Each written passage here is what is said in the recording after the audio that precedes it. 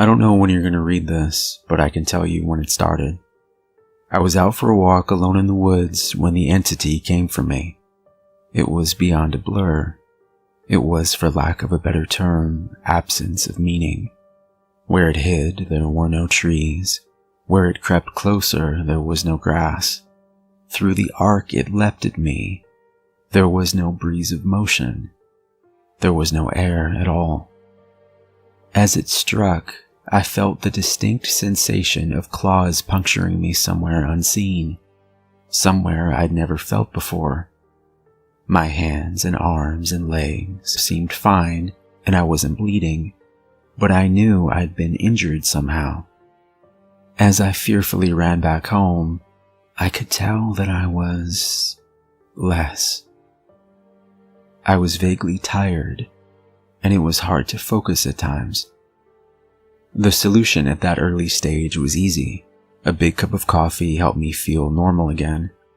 For a while, that subtle drain on my spirit became lost in the ebb and flow of caffeine in my system. You could say my life began that week, actually, because that was when I met Mar. She and I got along great, though to be honest, I'm pretty sure I fell in love with her over the phone before we even met. It was almost as if the strong emotions of that first week made the entity fight back. It was still with me, latched on to some invisible part of my being.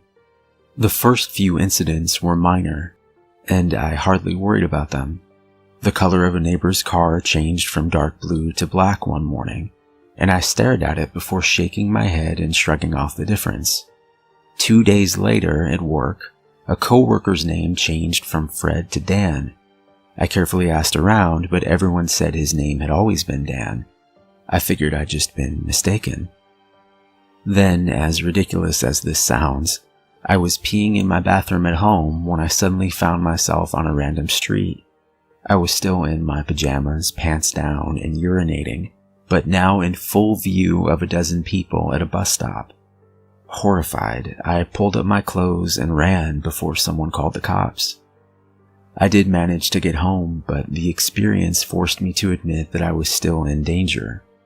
The entity was doing something to me, and I didn't understand how to fight back. Mar showed up that evening, but she had her own key. "Hey," I asked her with confusion, "how'd you get a key?" She just laughed. "You cute. Are you sure you're okay with this?" She opened a door and entered a room full of boxes.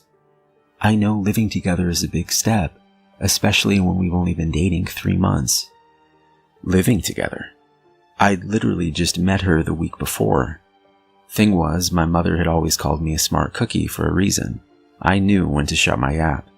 Instead of causing a scene, I told her everything was fine, and then I went straight to my room and began investigating. My things were just as I had left them, with no sign of a 3-month gap in habitation. But I did find something out of the ordinary. The date. I shivered angrily as I processed the truth. The entity had eaten 3 months of my life. What the hell was I facing? What kind of creature could consume pieces of one's soul like that? I'd missed the most exciting part of a new relationship, and I would never understand any shared stories or in-jokes from that period. Something absurdly precious had been taken from me, and I was furious. That fury helped suppress the entity. I never imbibed alcohol. I drank coffee religiously. I checked the date every time I woke up. For 3 years, I managed to live each day while observing nothing more than minor alterations. A social fact here and there, someone's job, how many kids they had, that sort of thing. The layout of nearby streets, the time my favorite television show aired, that kind of thing. Always, those changes reminded me that the creature still had its claws sunk into my spirit. Not once in 3 years did I ever let myself zone out. One day, I grew careless. I let myself get really into the season finale of my favorite show. It was gripping, a fantastic story. Right at the height of the action, a young boy came up to my lounger and shook my hand. Surprised, I asked, "Who are you? How'd you get in here?" He laughed and smiled brightly. "Silly Daddy." My heart sank in my chest. I knew immediately what had happened. After a few masked questions, I discovered that he was 2 years old, and that he was my son. The agony and heartache filling my chest was nearly unbearable. Not only had I missed the birth of my son, I would never see or know the first years of his life. Mar and I had obviously gotten married and started a family in the time I'd lost, and I had no idea what joys or pains those years contained. It was snowing outside. Holding my sudden son in my lap, I sat and watched the flakes fall outside. What kind of life was this going to be if slips in concentration could cost me years? I had to get help. The church had no idea what to do. The priest didn't believe me and told me I had a health issue rather than some sort of possession. The doctors didn't have any clue. Nothing showed up on all their scans and tests, but they happily took my money in return for nothing. By the time I ran out of options, I decided to tell Mar. There was no way to know what this all looked like from her side. What was I like when I wasn't there? Did I still take our son to school? Did I still do my job? Clearly I did, because she seemed to be none the wiser. But I still had a horrible feeling that something must have been missing in her life when I wasn't actually home inside my own head. But the night I set up a nice dinner in preparation, she arrived not by unlocking the door, but by knocking on it. I answered and found that she was in a nice dress. She was happily surprised by the settings on the table. A fancy dinner for a second date? I knew you were sweet on me. Thank the Lord I knew when to keep my mouth shut. If I'd gone on about being married and having a son, she might have run for the hills. Instead, I took her coat and sat down for our second date. Through carefully crafted questions, I managed to deduce the truth. This really was our second date. She saw relief and happiness in me, but interpreted that as dating jitters. I was just excited to realize that the entity wasn't necessarily eating whole portions of my life. The symptoms, as I was beginning to understand them, were more like the consequences of a shattered soul. The creature had wounded me, broken me into pieces. Perhaps I was to live my life out of order, but at least I would actually get to live it. And so it went for a few years from my perspective. While minor changes in politics or geography would happen daily, major shifts in my mental location only happened every couple months. When I found myself in a new place and time in my life, I just shut up and listened, making sure to get the lay of the land before doing anything to avoid making mistakes. On the farthest flung leap yet, I met my 6-year-old grandson, and I asked him what he wanted to be when he grew up. He said, "Writer." I told him that was a fine idea.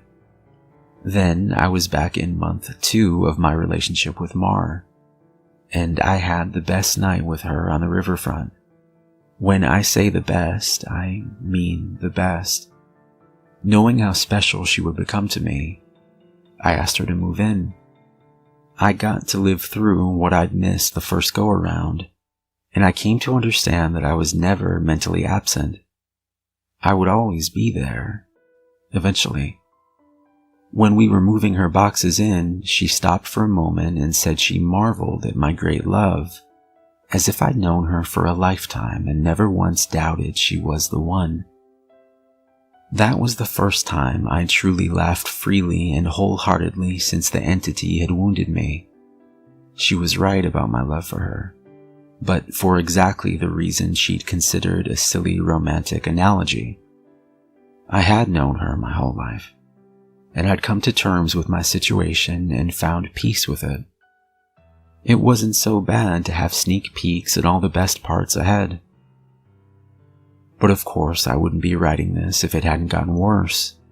The entity was still with me, It had not wounded me and departed like I'd wanted to believe. The closest I can describe my growing understanding was that the creature was burrowing deeper into my psyche, fracturing it into smaller pieces. Instead of months between major shifts, I began having only weeks. Once I noticed that trend, I feared my ultimate fate would be to jump between times in my life, heartbeat by heartbeat, forever confused, forever lost.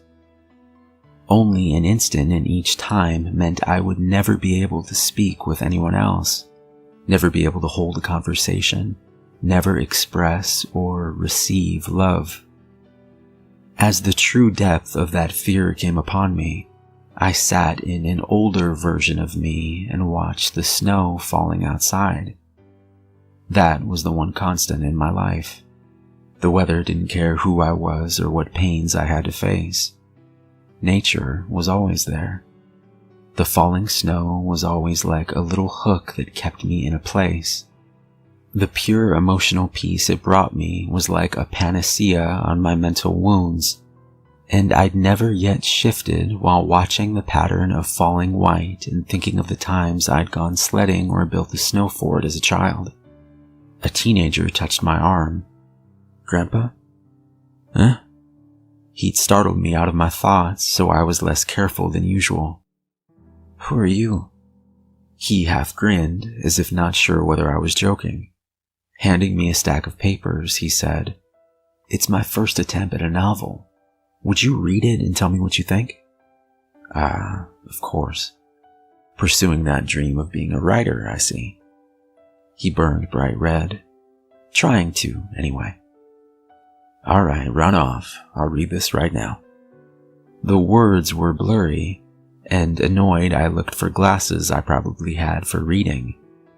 Being old was terrible, and I wanted to leap back into a younger year, but not before I read his book. I found my glasses in a sweater pocket and began leafing through. Mar puttered in and out of the living room, still beautiful, but I had to focus. I didn't know how much time I would have there. It seemed that we had relatives over. Was it Christmas? A pair of adults and a couple kids I didn't recognize tromped through the hallway, and I saw my son, now adult, walk by with his wife on the way out the door. As a group, the extended family began sledding outside. Finally, I finished reading the story and I called out for my grandson.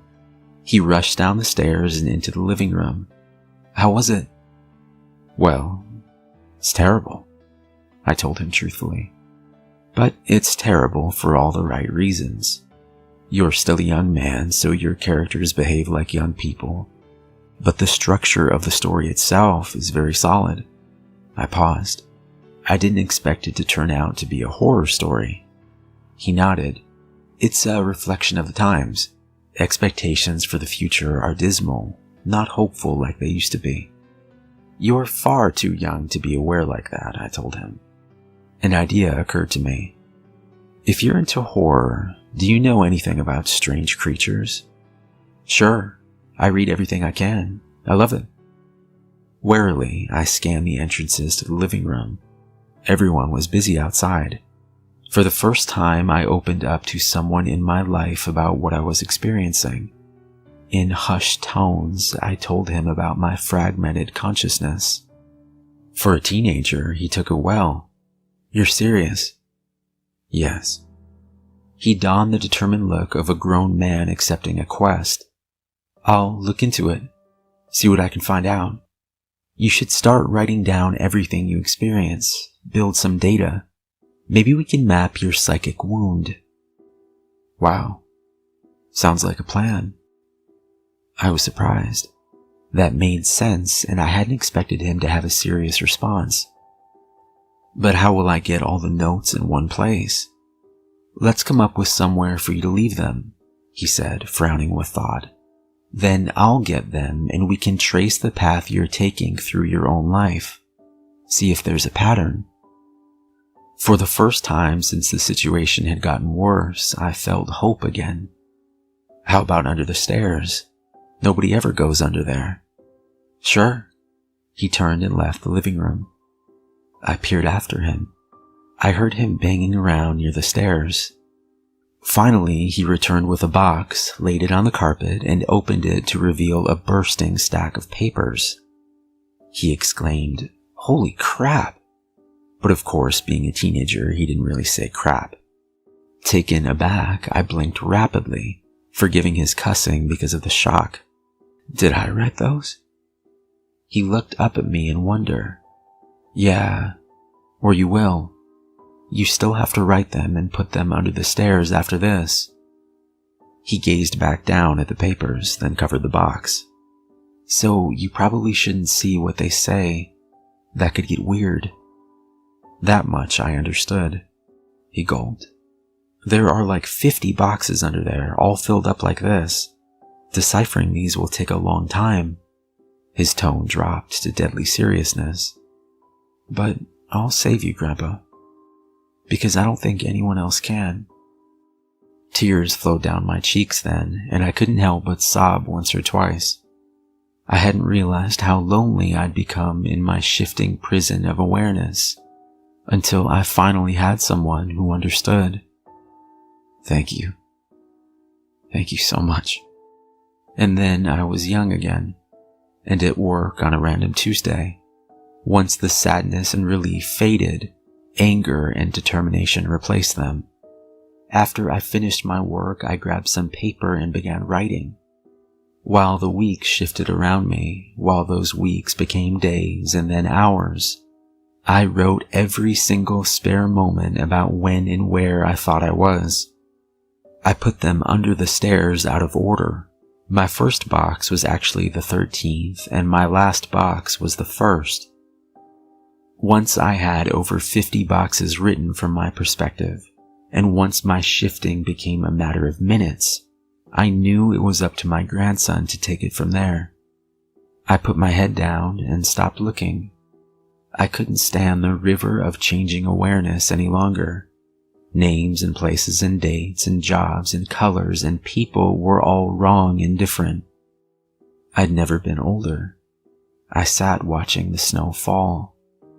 A man of at least 30 that I vaguely recognized entered the room. "Come on, I think I finally figured it out." I was so frail that moving was painful. "Are you him? Are you my grandson?" "Yes." He took me to a room filled with strange equipment and sat me in a rubber chair facing a large mirror twice the height of a man. The pattern finally revealed itself. "How long have you worked on this?" I asked him, aghast. "Tell me you didn't miss your life like I'm missing mine." His expression was both stone cold and furiously resolute. "It'll be worth it." He brought 2 thin metal rods close to my arm and then nodded at the mirror. "Look, this shock is carefully calibrated." The electric zap from his device was startling but not painful.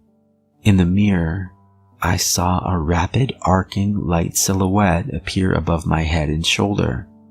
The electricity moved through the creature like a wave, briefly revealing the terrible nature of what was happening to me. A bulging leech-like mouth was wrapped around the back of my head, coming down to my eyebrows and touching each ear, and its slug-like body ran over my shoulder and into my very soul. It was a parasite, and it was feeding on my mind. My now adult grandson held my hand as I took in the horror. After a moment, he asked, "Removing it is going to hurt very badly. Are you up for this?" Fearful, I asked, "Is Mar here?" His face softened. "No, not for a few years now." I could tell from his reaction what had happened, but I didn't want it to be true. "How? We have this conversation a lot," he responded. "Are you sure you want to know? It never makes you feel better." Tears brimmed in my eyes. "Then I don't care if it hurts or if I die. I don't want to stay in a time when she's not alive." He made a sympathetic noise of understanding and then returned to his machines to hook several wires, diodes, and other bits of technology to my limbs and forehead. While he did so, he talked. I've worked for 2 decades to figure this out, and I've had a ton of help from other researchers of the occult. This parasite doesn't technically exist in our plane. It's one of the lesser spawns, and it feeds on the plexus of mind, soul, and quantum consciousness and reality. When details like names and colors of objects changed, you weren't going crazy. The web of your existence was merely losing strands as the creature ate its way through you. I didn't fully understand. I looked up in confusion as he placed a circlet of electronics like a crown on my head, in exact line with where the parasite's mouth had ringed me. He paused his work and grew pale. I forgot that you wouldn't know. You're lucky, believe me. After a deep breath, he began moving again and placed his fingers near a few stitches. Ready? Ready? This is carefully tuned to make your nervous system extremely unappetizing to the parasite, but it's basically electroshock therapy. I could still see Mars smile. I'd just been with her moments ago. Do it. The click of a switch echoed in my ears, and I almost laughed at how mild the electricity was. It didn't feel like anything, at least at first. Then I saw the mirror shaking, and my body within that image convulsing. Oh no. It did hurt. Nothing had ever been more painful. It was just so excruciating that my mind hadn't been able to immediately process it. As my vision shook and fire burned in every nerve in my body, I could see the reflected, trembling light silhouette of the parasite on my head as it writhed in agony equal to mine. It had claws, 6 clawed lizard-like limbs under its leech-like body, and it cut into me in an attempt to stay latched on. The electricity made my memories flare.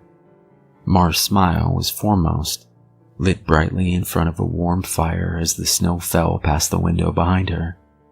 The edges of that memory began lighting up, and I realized that my life was one continuous stretch of experience.